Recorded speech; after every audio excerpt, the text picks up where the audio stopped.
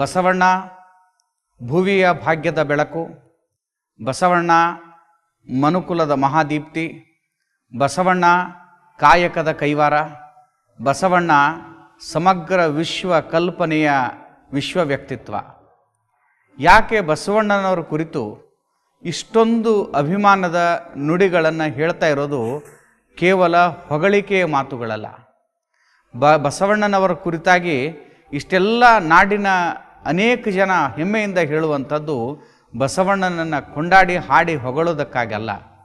ಬಸವಣ್ಣ ತಾನು ಬದುಕಿ ಎಲ್ಲರನ್ನ ಬದುಕಿಸಿದ, ತಾನು ನಡೆದು ಎಲ್ಲರಿಗೆ ದಾರಿದೀಪಾದ, ಜಗತ್ತಿನಲ್ಲಿ ಬಾಳುವಂಥ ಪ್ರತಿ ಜೀವಿಗಳಿಗೂ ಪ್ರತಿಭಾವಗಳಿಗೂ ಪ್ರತಿಯೊಬ್ಬರಿಗೂ ಬದುಕುವ ಹಕ್ಕಿದೆ ಅನ್ನೋದನ್ನು ತೋರಿಸಿಕೊಟ್ಟವನ ಬಸವಣ್ಣ. ವಿಶ್ವ ಸಂಕುಲದ ಮಹಾದೀಪ್ತಿ ಬಸವಣ್ಣನವರು. Doctor G.S. ಶಿವರುದ್ರಪ್ಪನವರು ಅವ್ರ ಕುರಿತು ಒಂದು ಮಾತನ್ನು ಹೀಗೆ ಹೇಳ್ತಾರೆ: ಇರಬಹುದು ನಿನಗಿಂತ ದೊಡ್ಡ ಸಾಧಕರು ಸಂಶೋಧಕರು, ಇರಬಹುದು ನಿನಗಿಂತ ದೊಡ್ಡ ಸೇವಕರು ಗಣನಾಯಕರು, ಇರಬಹುದು ನಿನಗಿಂತ ದೊಡ್ಡ ಚಿಂತಕರು ಮಂಥಕರು, ಇರಲಾರದೆಂದು ಕಾಣುತ್ತದೆ ಬಸವಣ್ಣ, ಇರಲಾರದೆಂದು ಕಾಣುತ್ತದೆ ನಿನ್ನಂತೆ ತಾಗಿ ಬಾಗಿ ಬಾಳಿದವರು, ನಿನ್ನಂತೆ ತನ್ನ ಅಂಕು ಡೊಂಕುಗಳನ್ನು ತಿದ್ದಿಕೊಂಡವರು. ಕಾರಣ ಅಂದರೆ ಬಸವಣ್ಣನವರ ಕುರಿತಾಗಿ ಹೇಳುವ ಮುಂಚಿತವಾಗಿ ಅನೇಕರು ಈ ಭಾರತದ ಬೆಳಗಿನಲ್ಲಿ ದೊಡ್ಡ ದೊಡ್ಡವರು ಆಗಿ ಹೋಗಿದ್ದಾರೆ. ಆದರೆ ಬಸವಣ್ಣ ಮನುಕುಲದ ಮಂದಾರನಾಗಿ ಮೂಡಿ ಬಂದವ. ಅನೇಕ ಬಸವಣ್ಣನವ್ರಿಗಿಂತ ದೊಡ್ಡವರು ಇರ್ಬೋದು, ಆದರೆ ಬಸವಣ್ಣನವರು ಯಾಕೆ ದೊಡ್ಡವರು ಆಗ್ತಾರೆ, ಯಾಕೆ ಎಲ್ಲರಿಗಿಂತಲೂ ವ್ಯಕ್ತಿತ್ವ ಮೇರು ಪರ್ವತವಾಗಿ ನಿಲ್ತದೆ ಅಂತಂದರೆ, ಎನಗಿಂತ ಕಿರಿಯರಿಲ್ಲ ಶಿವಭಕ್ತರಿಗಿಂತ ಹಿರಿಯರಿಲ್ಲ, ನಿಮ್ಮ ಪಾದವೇ ಸಾಕ್ಷಿ ಎನ್ನ ಮನವೇ ಸಾಕ್ಷಿ, ಎನಗಿದೇ ದಿವ್ಯ ಕೂಡಲ ಸಂಗಮ ದೇವ ಅಂತ ಹೇಳಿದ ಏಕೈಕ ಧರ್ಮದೃಷ್ಟಾರ ಬಸವಣ್ಣ. ಬಸವಣ್ಣ ತಾನು ಬಾಗುವುದ್ರ ಮೂಲಕ ಎಲ್ಲರಿಗೂ ಬದುಕನ್ನು ಕೊಟ್ಟವ. ಆ ಕಾರಣಕ್ಕಾಗಿ ಬಸವಣ್ಣ ಸಮಗ್ರ ಕಲ್ಪನೆಯ ವಿಶ್ವ ವ್ಯಕ್ತಿತ್ವ, ಸ್ತ್ರೀಕುಲೋದ್ಧಾರಕ, ಕಾಯಕ ಧರ್ಮವನ್ನು ನೀಡಿದವ, ಬಿದ್ದವರನ್ನ, ನೊಂದವರನ್ನ, ನಿರಾಶ್ರಿತರನ್ನ, ಸಾಮಾನ್ಯರನ್ನು ನನ್ನಂತೂ ಒಪ್ಪಿಕೊಳ್ಳೋದ್ರ ಮೂಲಕ ಸಕಲ ಜೀವಾತ್ಮರಿಗೂ ಲೇಸ ಬಯಸಿದ ಮಹಾ ಕಾರಣಿಕ ಬಸವಣ್ಣನವರು. ನೋಡಿ ಎಂಥ ಅದ್ಭುತವಾದ ಪರಿಕಲ್ಪನೆ ಅಂತಂದರೆ, ಯಾವ ವಿಶ್ವಸಂಸ್ಥೆ ಜಗತ್ತಿನ ಎಲ್ಲ ಧರ್ಮ ಕಲ್ಪನೆಗಳನ್ನು, ವಿಶ್ವದ ಕಲ್ಪನೆಗಳನ್ನು 1948 ಡಿಸೆಂಬರ್ 30 ವಿಶ್ವಸಂಸ್ಥೆ 30 ಅಂಶಗಳನ್ನು ಒಳಗೊಂಡಿರುವಂಥ ಅದ್ಭುತವಾಗಿರುವಂಥ ಒಂದು ಪರಿಕಲ್ಪನೆಯನ್ನು ಎತ್ಕೊಳ್ಳುತ್ತದೆ. ವಿಶ್ವಸಂಸ್ಥೆ ಕೊಟ್ಟಿರುವಂಥ ಎಲ್ಲ ಮೌಲಿಕ ವಿಶ್ವ ಸಿದ್ಧಾಂತಗಳು ಇವತ್ತು ಜಗತ್ತು ಪರಿಪಾಲನೆ ಮಾಡ್ತದೆ. ಇದು 20ನೇ ಶತಮಾನದಲ್ಲಿ ನಡೆದಿರುವಂಥ ಘಟನೆ. ಆದರೆ ಅದಕ್ಕಿಂತ 900 ವರ್ಷಗಳ ಹಿಂದೆ ವಿಶ್ವಸಂಸ್ಥೆ 30 ಅಂಶಗಳನ್ನು ತರೋ ಮುಂಚಿತವಾಗಿ ಇಂಥ 101 ಅಂಶಗಳನ್ನು ಜಗತ್ತಿಗೆ ಕೊಟ್ಟವರು ಬಸವಣ್ಣನವರು ಅಂತ ನಾವು ಅಭಿಮಾನ ಪಡಬೇಕಾಗ್ತದೆ. ಎಲ್ಲಿ ಪ್ರತಿಯೊಂದು ಜೀವಿಗಳು ಬಾಳ್ತವೆ, ಎಲ್ಲಿ ಪ್ರತಿಯೊಂದು ಜೀವಿಗಳಿಗೆ ಬದುಕೋ ಹಕ್ಕಿದೆ, ಅವರೆಲ್ಲರೂ ಸಮಾನತೆಯಿಂದ ಬದುಕಬೇಕು, ಸಮಗ್ರ ವ್ಯಕ್ತಿತ್ವದಿಂದ ಬದುಕಬೇಕು, ಅವರು ಅಭಿವ್ಯಕ್ತಿ ಸ್ವಾತಂತ್ರ್ಯದಿಂದ ಬದುಕಬೇಕು, ಎಲ್ಲರೂ ನನ್ನವರಾಗಿ ಬದುಕಬೇಕು ಅಂತ ಹೇಳಿರುವಂಥವ್ರು ಬಸವಣ್ಣನವರು. ಆ ಕಾರಣಕ್ಕಾಗಿ ಹೈದರಾಬಾದ್ ಪ್ರಾಂತದಲ್ಲಿರುವಂಥ ಒಬ್ಬ ಸೂಫಿ ಶರಣ ಒಂದು ಮಾತನ್ನು ಹೇಳ್ತಾನೆ. ನಿಜಾಮನ ಆಸ್ಥಾನದ ಕಾಲದಲ್ಲಿ ಅನೇಕ ಜನ ಆ ವ್ಯಕ್ತಿಯ ಮೇಲೆ ಪಿತೂರಿ ಮುಡಿ ಬಂಧನ ಮಾಡಿರ್ತಾರೆ. ನಿಜಾಮ ಕೇಳ್ತಾನೆ, ಬಸವಣ್ಣ, ಬಸವ ಸಾಹಿತ್ಯ, ಬಸವ ಪುರಾಣ ಅಂಥೇಳಿ ನಾಡಿನುದ್ದಗಲೆಕ್ಕೂ ಎಲ್ಲ ಪ್ರವಚನ ಮಾಡ್ತಾ ಓಡಾಡ್ತೀನಿ ಅಂತ ಹೇಳ್ತೀಯಲ್ಲ, ನಿನಗೆ ಬೇರೆ ಧರ್ಮಕ್ಕಿಂತಲೂ ಯಾಕೆ ಬಸವ ಪುರಾಣ ಇಷ್ಟೊಂದು ಇಷ್ಟ ಆಗ್ತದೆ, ಯಾಕೆ ಹೆಮ್ಮೆ ಅನ್ನಿಸ್ತದೆ, ಯಾಕೆ ಪ್ರೀತಿ ಅನ್ನಿಸ್ತದೆ? ನೋಡಿ, ಆ ವ್ಯಕ್ತಿ ಹೇಳಿದ ಮಾತು ಬೇರೆ ಏನಿಲ್ಲ, ನನ್ನ ಹಡದಪ್ಪಗಳು ಯಾರೋ ಇರ್ಬೋದು, ನನ್ನ ಹಡದಪ್ಪಗಳು ಯಾರೇ ಇರ್ಬೋದು, ನನ್ನ ಪಡೆದಪ್ಪ, ನನ್ನ ಬದುಕನ್ನು ಕೊಟ್ಟಪ್ಪ, ನನ್ನ ಬದುಕಿಗೆ ದಾರ್ಶನಿಕದ ಕಣ್ದೀಪ್ತಿಯನ್ನು ಕೊಟ್ಟಪ್ಪ ಬಸವಣ್ಣ.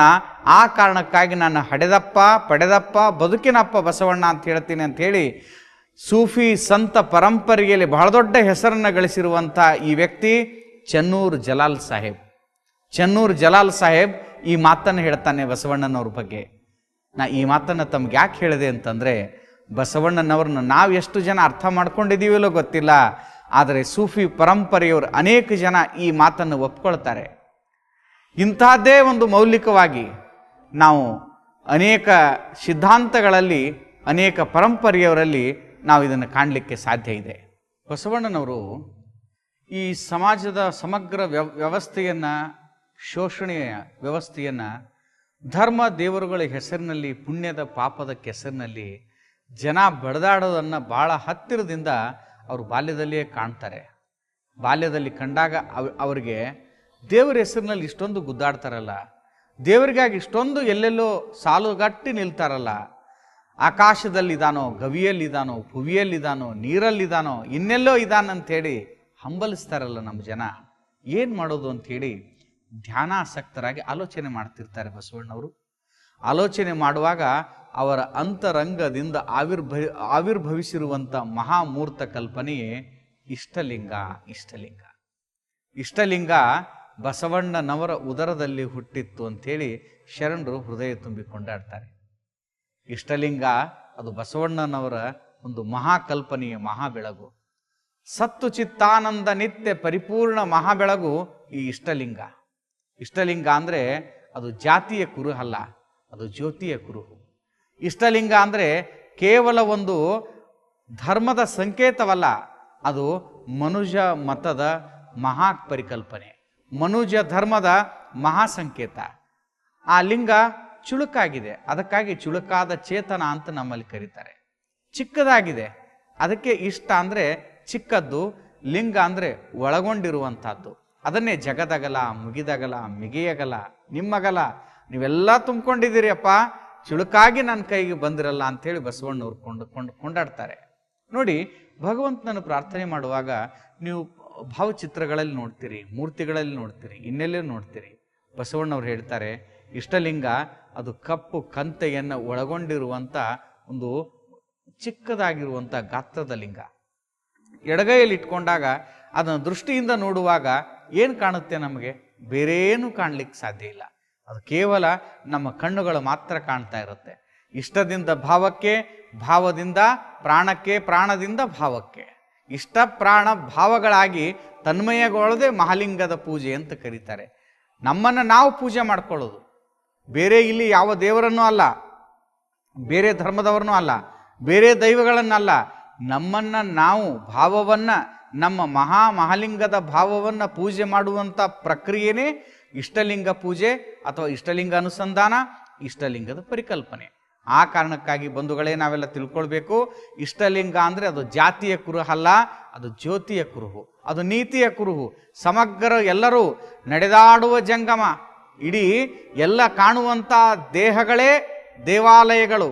ಅದಕ್ಕಾಗಿ ಇಷ್ಟಲಿಂಗ ಎದೆಯ ಮೇಲೆ ಕಟ್ಕೊಂಡು ನಾವು ಭಗವಂತನನ್ನು ಧರಿಸಿಕೊಂಡು ನಡೆಯುವ ಏಕೈಕ ಧರ್ಮ ಅದು ಮಾನವತಾವಾದಿಗಳ ಬಸವ ಧರ್ಮ ಅಂಥೇಳಿ ಬಸವಣ್ಣವರು ಇಷ್ಟಲಿಂಗ ಪರಿಕಲ್ಪನೆ ಕೊಡ್ತಾರೆ.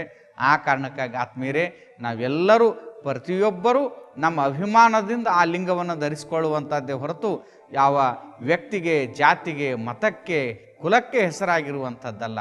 ಬೇಡಿದ್ದನ್ನು ಕೊಡುವಂಥದ್ದು, ಚುಳುಕಾದ ಚೇತನ, ಅನಿಮಿಷ ದೃಷ್ಟಿಯಿಂದ ನೋಡುವಂಥದ್ದು. ನೋಡಿ, ಅದು ಯೌಗಿಕ ಪ್ರಕ್ರಿಯೆ ಇದೆ. ಅಲ್ಲಿ ಲಿಂಗವನ್ನು ಹಿಡಿದುಕೊಂಡು ನೋಡ್ತೀವಿ ನಾವು. ಆ ದೃಷ್ಟಿಯನ್ನು ನೋಡೋದು ಅಂತಂದ್ರೆ ಕಣ್ಣು ಬಿಟ್ಟು ಬರೀ ನೋಡೋದಲ್ಲ, ಅನಿಮಿಷ ದೃಷ್ಟಿ. ಅನಿಮಿಷ ದೃಷ್ಟಿ ಯಾಕೆ ಬಂತು ಅಂತಂದರೆ, ನಮ್ಮ ಪ್ರಭುದೇವರ ಮಹಾಯೋಗದ ಕಲ್ಪನೆ ಅನಿಮಿಷಾರ್ಯ ಅಂತ ಬರ್ತಾರೆ 12ನೇ ಶತಮಾನದಲ್ಲಿ. ಅನಿಮಿಷಾರ್ಯರು ಅಲ್ಲಮ ಪ್ರಭುದೇವರು, ಬಸವಣ್ಣನವರು, ಸಿದ್ದರಾಮಣ್ಣನವರು, ಅಕ್ಕ ಮಹಾದೇವಿಯವರು ಈ ಮಹಾಯೋಗದ ಕಲ್ಪನೆ, ಯೌಗಿಕ ಪ್ರಕ್ರಿಯೆಯನ್ನು ಕೊಟ್ಟಿರುವಂಥವರು ಆ ಇಷ್ಟಲಿಂಗ ಅನಿಮಿಷ ದೃಷ್ಟಿಯಿಂದ ನೋಡ್ತಾ ನೋಡ್ತಾ ನೋಡ್ತಾ ನಾವು ತನ್ಮಯ ಆಗುವಂಥದ್ದು. ಆ ಕಾರಣಕ್ಕಾಗಿ ಇಷ್ಟಲಿಂಗ ನಮ್ಮ ಹೃದಯದ ಕಣ್ಣನ್ನು ಸಹಜವಾಗಿ ತರಿಸ್ತಾ ಭಾವದ ಮಹಾಬೆಳಗಿನಲ್ಲಿ ಒಂದಾಗುವಂಥದ್ದು. ಇಷ್ಟಲಿಂಗ ಅದ್ಭುತವಾದ ಪರಿಕಲ್ಪನೆ, ಅದನ್ನು ನಾವು ಪರಿಭಾವಿಸ್ಕೊಳ್ಬೇಕು, ಎದೆಯ ಮೇಲೆ ಕಟ್ಕೊಳ್ಬೇಕು, ನಿತ್ಯವೂ ಪೂಜೆ ಮಾಡಬೇಕು ಅನ್ನುವಂಥದ್ದೇ ನಮ್ಮ ಶರಣರು ಕೊಟ್ಟಿರುವಂಥ ಒಂದು ಹೊಸ ಧರ್ಮದ ಹೊಸ ಪರಿಕಲ್ಪನೆ ಅಂತ ನಾನು ಭಾವಿಸ್ಕೊಳ್ತೇನೆ.